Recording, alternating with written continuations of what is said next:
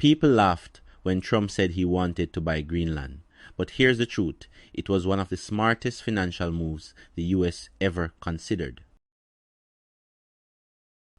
This wasn't about ice or ego.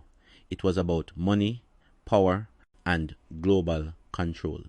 Greenland sits in the Arctic, the next economic battlefield. Under that ice are rare earth minerals, oil, gas, and uranium. These materials are used to make AI chips, electric vehicles, military weapons, satellites, and advanced technology. Right now, the US depends on China for most rare earth minerals. China knows this, and they've been trying to invest in Greenland.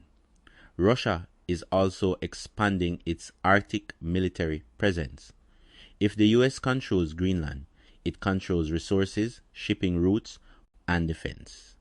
So Trump wasn't crazy. He was thinking like a businessman and a strategist.